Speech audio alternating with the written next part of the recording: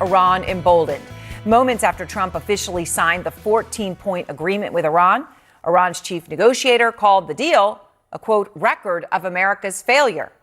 Iran also defiant about its missile capabilities not being negotiable and declaring victory for leaving the, quote, nuclear issue to a later stage. Now, that's Iran right now dancing on the table. But the truth is the agreement appears to have a lot for Iran to celebrate if you take a step back and look at it, and very little for the U.S. Point number 4 of the 14-point, it's a brief memo, but point number 4, let me read you this one.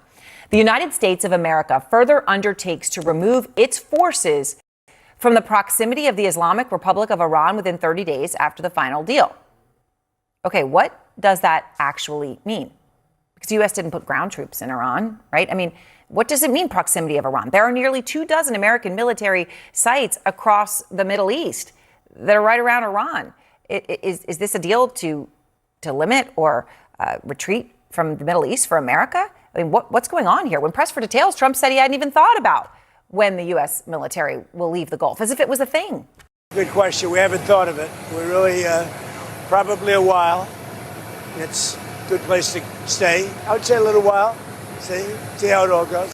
I mean, it's really confusing to even understand what he's talking about. No one's ever talked about removing or downsizing or anything with U.S. bases in the Middle East. There's this pretty stunning question out there. Let's go to point number 8, which reads, quote, the Islamic Republic of Iran reaffirms that it shall not procure or develop nuclear weapons. The most important word in there is reaffirms, because Iran is categorically not going to say that this is new, because Iran has repeatedly for decades said that they are not pursuing a nuclear weapon. They've said it again and again and again. The president of Iran, Pezeshkian, told it to me in a room of reporters in October. Every single time you met with them, they said it. Here's the president of Iran speaking at the UN last year. I hereby declare once more before this assembly that Iran has never sought and will never seek to build a nuclear bomb.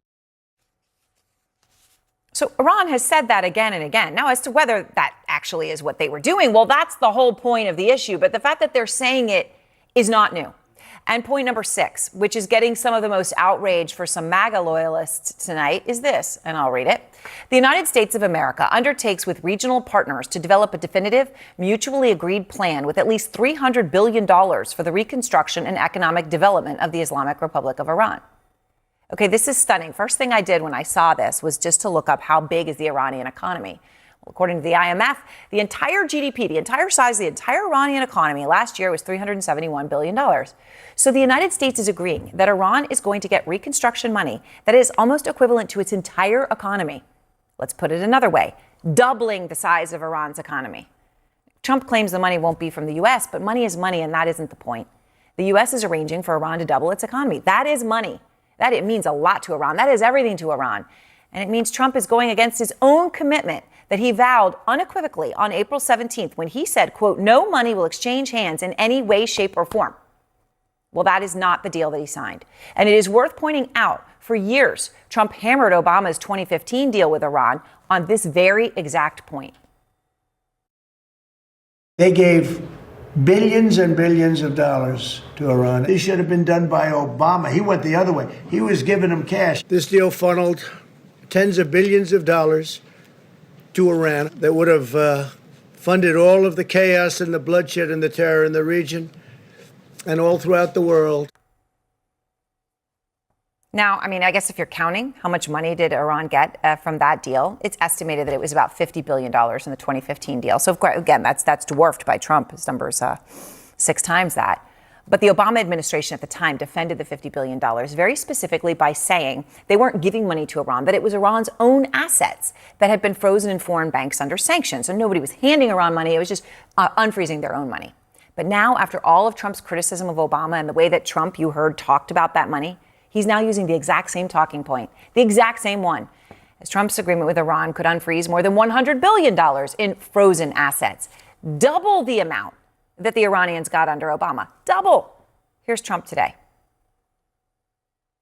We have taken their money. It's not our money. It's their money. And we froze it. At a certain point in time, I guess we're going to have to give it back. Can we just pause for a second and remember him talking about the pallets of cash and all of those things and mocking that very same argument? And now here we are. It is stunning. And even Republicans and Trump's allies are angry and not buying the spin. Top conservative radio host Eric Erickson posting, "This is an American surrender." And Republican Senator Bill Cassidy posting, "This is the worst foreign policy blunder in decades." He, along with others, also was saying this on camera. It's going to leave Iran stronger. It's going to leave our allies weaker. And it may commit U.S. taxpayer dollars. I'm just wondering if the people that negotiated this have informed the president about what's in the page and a half he's going to read publicly on Friday. We're a long way from accomplishing the objectives that the president wants to accomplish here with the Iran. There is a ton of concern, exactly on the points that you all just laid out. However, Republicans, those same folks, are also telling me that this needed to happen. This needed to come to an end because it has been so taxing on the American economy. And you heard the president today hint at that in his press briefing, saying that he doesn't think that Americans had the stomach for this, saying that he didn't want to create an international depression and that he didn't want to be Herbert Hoover. And I think over the course of the last few months, you have seen that domestic pressure grow and grow and grow as we get closer to the midterms. So those very same Republicans that are not happy with how this turned out, most of them, first of all, didn't want the president to go into Iran in the first place, but are also breathing a very uncomfortable sigh of relief that at the very least they think and they hope that while it's not the deal that they wanted, that this is coming to a close and maybe Americans will at least feel some relief at the gas pump and it won't be a total disaster for them in the midterms. Which is incredible. I mean, Kareem, just to think about, to get to a point where, some of these points we were going through about U.S. troops and this implication that they're going to be removed from being, proximity to Iran, which could imply all bases in the Middle East. I mean, it is a stunning moment we're in. What do you see here? Well, it is a shocking moment. That document reads like it could have been unilaterally written by the government of Iran. 4 months ago, when President Trump launched this war, he laid out these conditions of destroying their nuclear program, their missiles, their regional proxies, potentially unseating the regime.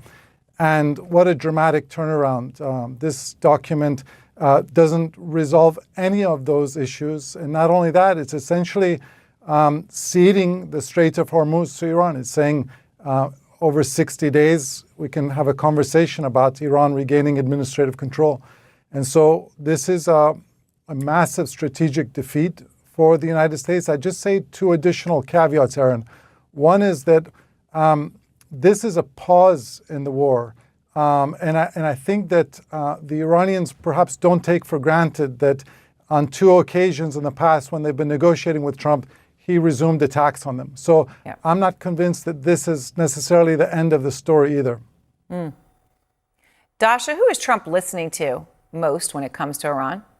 Well, look, we know this about Trump, those of us who have been following him, that he likes to do a poll every once in a while of the people close to him. And from the beginning, he's had maximalists in his camp, and he's had the folks that have wanted a diplomatic pathway out of this. And you've had folks like Steve Witkoff, like Jared Kushner, and like Vice President J.D. Vance, that through this entire period have been pushing for diplomacy. And you have seen the president, every time the more hawkish people in his circles have told me he's going to resume a bigger scale military campaign, he's actually pulled back from the brink of that and instead push for a deal. And so that is the camp that has won out here.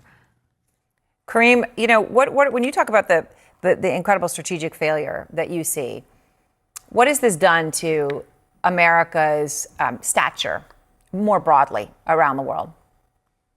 Well, I think on a couple important issues, it's done enormous damage to our stature. Number one is that our partners in the region and throughout the world, America's allies, we led them to economic ruin over the last 4 months. And now in this document, it says we're essentially going to be pulling out of the Middle East. So our allies, both in the Middle East and globally, I think, are really thinking twice about their partnership with us. And our adversaries are also thinking twice about American resolve. Finally, there was a time when America was the country that was the beacon for all freedom fighters around the world. And what President Trump did over the last 4 months is essentially threw the Iranian people under the bus. He kept encouraging them to rise up. He said, help is on the way. Perhaps tens of thousands of Iranians were massacred. And over the last couple of days, he said, I don't care about change in Iran. This new regime is fine. They have a respected supreme leader. And so, it's really soiled public opinion among Iranians about certainly President Trump.